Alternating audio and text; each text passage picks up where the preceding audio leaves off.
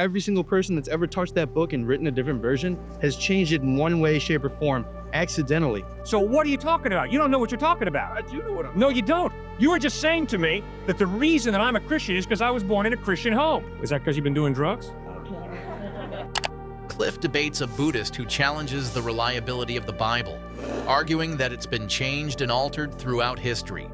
Together, they also debate whether Christianity is just a copycat of ancient religions like those in Egypt. What do you think? Is the Bible trustworthy? Share your thoughts in the comments. Credit to Give Me an Answer. Now let's dive in. It's a load of crap, man. There's no way. There's no way. Every single person that's ever touched that book and written a different version has changed it in one way, shape, or form, accidentally. Not on purpose, but accidental. And by accidents, we have changed the way that we believe, and maybe it's not even the same beliefs than when we believed in the first place. Maybe the first Christians didn't even believe the same thing we do. But I know that that's probably true, that they do believe the same, because that probably wasn't messed up that much. But everything else, you know, you got a lot of words in there. That's like what, like 3,000 pages? 3,000 pages of thousands of words? Words can change. Words can change. Ideas, I say. Even if the idea stays the same, but you should change the idea pretty. What's your real point that you're trying to make? Because certainly as a university student, you're paying a lot of money to read books. I don't read books. I'm a computer science major. So I type on computers all day. Why? Do you read stuff off the computer? Because I read on a computer, man. Yeah, you read on a computer, okay? So do you trust what you read? No, not at all. Not at all? Not at all. If you don't trust what you read, why are you wasting your time here at this university? Why am I wasting my time here? Maybe because after I've read a couple things and I've tested it myself, maybe I will believe that that will be true. You know what I'm saying? That's what Siddhartha Gautama says. He says, test something and make sure it, goes along with your faith before you do something, Why do you like Siddhartha Gautama? He's like a Did you ever Buddhist. meet him? I'm a Buddhist. Well, did you ever meet Siddhartha Gautama? No, but I've tested his things and it's been beneficial in my life. So How do you know he lived? How do I know that he lived? Yeah. I don't know that he lived. Thank you. How do you know that Abraham Lincoln was assassinated? Did you ever meet Abraham Lincoln? No. Did you watch him get shot to death? How do you know Washington was the first president of the United States? How do you know that's just not just a conspiracy? It might be. It might be. You never know. Yeah, exactly. How do you know that the taste buds on your tongue are telling you the truth when you drink sour milk? It's your nose. How do you know that your eyesight is telling you the truth about what's out there? It doesn't. It doesn't. So you go walking through the pillar? No, but sometimes I don't see the same things that I think I'm seeing. Yeah. Is that because you've been doing drugs? No drugs. Sir, baloney. You know very well you're not going to go out and play on interstate in the traffic. Yeah, you're right. Because your eyesight tells you there's some cars whizzing by at 65 miles an hour. And if I step in front of that moving car, I'm going to be a pancake. Yeah. You trust your eyes. But there's illusions. Yeah, there are illusions. So how do you tell the difference between reality and an illusion? You can look into things and see how they are. Good. You look for evidence. You look into things and you look for evidence. Yep. How do you know that I'm not just a bad dream you're having? Because I know that this is real. I can check my dream.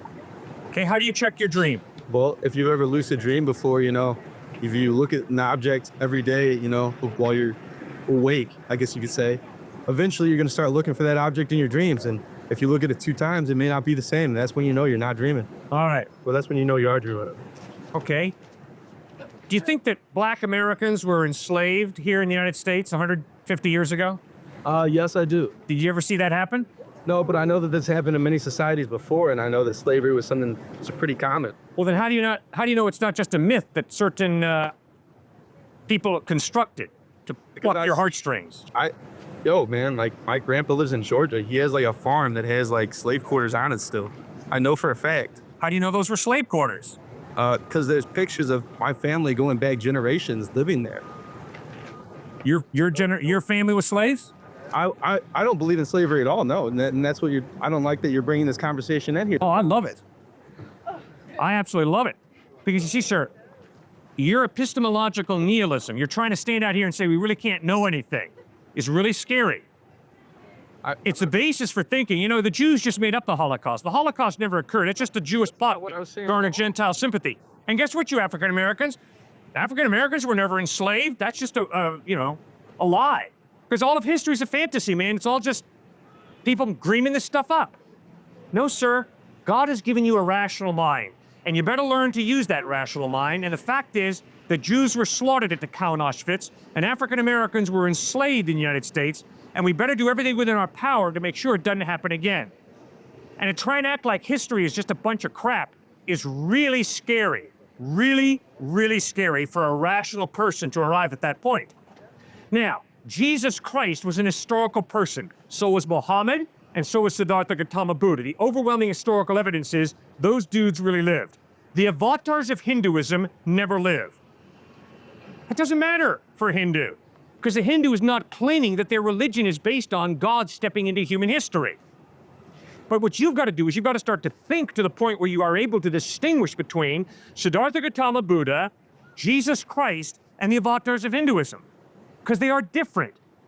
And the law of non-contradiction, sir, holds true. A and non-A cannot both be true at the same time in the same way, because they contradict each other.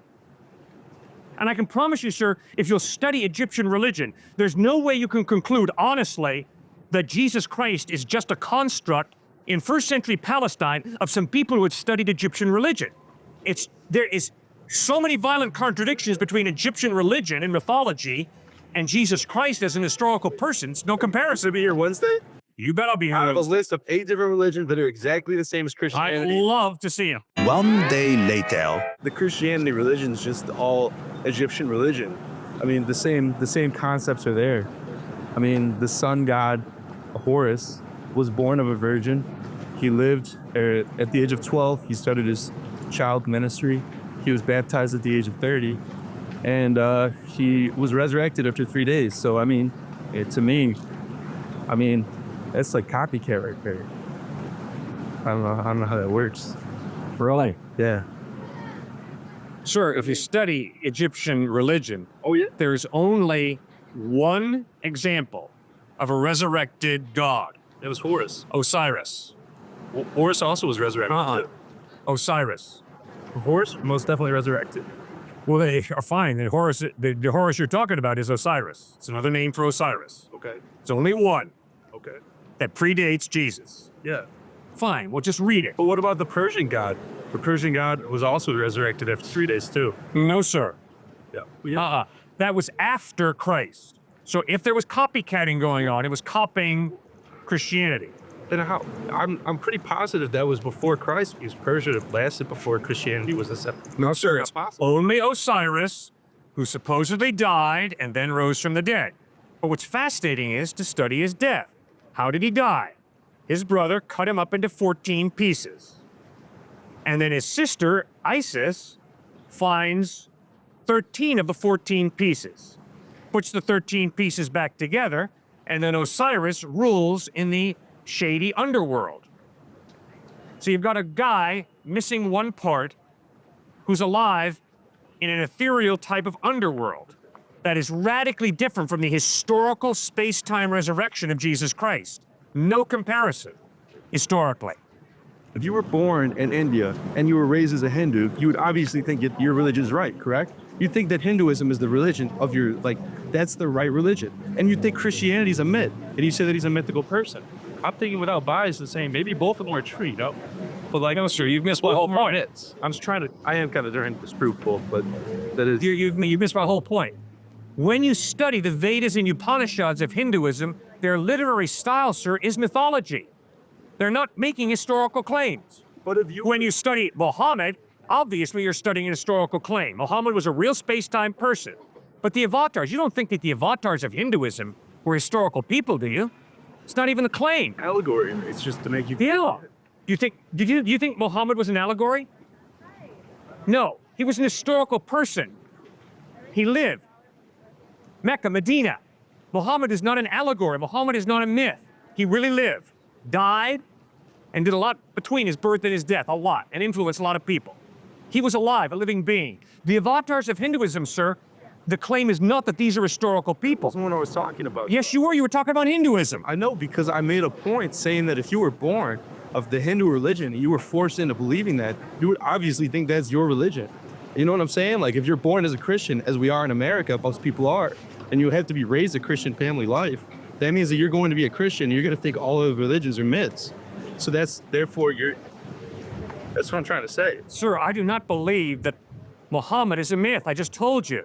I'm a follower of Christ. I study history, and I know that Muhammad is a real historical person. Sure, it's really helpful to think. You got to keep thinking, though. Muhammad was an historical person. Jesus was an historical person. Siddhartha Gautama Buddha was an historical person. The avatars of Hinduism are not historical individuals. If you were born in Pakistan and you believe that in the Muslim faith and that you were a Muslim all your entire life, you would think that Christianity is a myth, right? How do you know that? How do you know if I had been born in Pakistan what I would believe? How do you know that? Because you're a Christian here and you were born in America, I'm guessing, right? And you probably were raised by a Christian family. And if you were raised by your Christian family, that means that your entire life you would have thought Christianity before anything else. Your parents probably told you Jesus Christ is the Lord and Savior. You know, and if you automatically think that when you're born, you believe that when you're born, I mean, like, how can you get out of that statement? You had to obviously you'd have to, in your mind, say that God isn't real so you can think about something else first. It doesn't make sense. Sir, I've been speaking for 30 years on American university campuses. I can promise you the vast majority of American university students who were raised in Christian homes are not Christians today. Yes, yeah. Okay? I've seen it. So what are you talking about? You don't know what you're talking about. I do know what I'm No, you don't. You were just saying to me that the reason that I'm a Christian is because I was born in a Christian home. Sure, the majority of American university students who were born into Christian homes are not Christian. I know, but Doesn't that blow apart your whole thesis? it doesn't blow apart my thesis because now Well, then explain what your thesis really was. making a generalization about all college students being atheists. And I didn't say I am that. kind of making a generalization because, I mean, I am saying most people in the United States, if you look at the statistics, are Christian.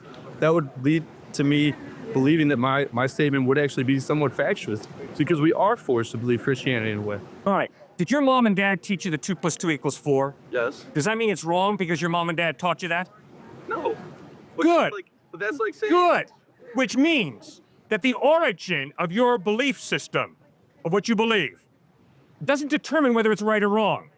Instead, the logic, the reason, determines whether it's right or wrong. Just because mom and dad told me that 2 + 2 = 4 doesn't mean it's wrong. Do you really believe all that mommy and daddy taught you is true? No. Good. How do you determine what's true and what's false? I've looked into things. Good. You've looked into things. What does that mean? I've studied things and made myself a more intelligent human being. Good. You've looked for evidence, right? And you've asked yourself, what's the evidence that this is true? What's the evidence that this is false? Yeah. So what's the evidence that Jesus is false? What's the evidence that Jesus is false? Well, I mean, if you think about it, we say that Jesus Christ is the sun and the light of the world, right? Well, all pagan religions previous to this have, been about the same thing. I mean, if you think about, you got the zodiac, which is 12 different things, and, Jesus is followed by 12 different disciples, and then most religions before then had also 12 disciples or 12 people that followed, because that was the 12 constellations that follows the sun. And the sun rising again, that's talking about how on the 22nd, the 23rd, and the 24th, the sun stops moving in the sky and it stays in the same spot, and then it rises again on the 25th, causing it to come back over the sky in the equinoxes of the year. And then the reason why we celebrate Easter of, the sun coming again is because that's when everything starts coming life again. We've gotten out of that way. If you look at Egyptian mythology, and I'm sorry to bring this back, but they had the same exact holidays as we do. They had a Christmas, they had an Easter, and it's hard to say that you can believe in Christianity when there's so many things taken from all sorts of other different religions. And then automatically you say that the devil put those religions there for us to, be tested. Did I say that? No, I'm not saying you, but I mean, I've had that argument come against me before. And that argument to me is just bullshit because how can you say that? How can you say that the devil put that religion there? You know what I'm saying? Yeah. Like that just doesn't make sense to me. It's something that's already been there before. I agree with you. No problem. All right, sir. Hinduism teaches that there are millions of gods. Yeah. Judaism, Islam, and Christianity teach that there's one God. Yeah. Do you see a contradiction between those two? The creator in Hinduism is above the gods. So if we look at it, it's kind of like angels as the celestial force are the same as the multiple gods in Hinduism, and the creator is above the angels the way the creator is above the gods in Hinduism. Fine. Do you know what Muhammad would have said to you if you'd have gone up to him and said there are thousands of gods? I don't think there are. I just think there are ways of looking at it where it's similar. They're not totally conflicting ideologies. Okay.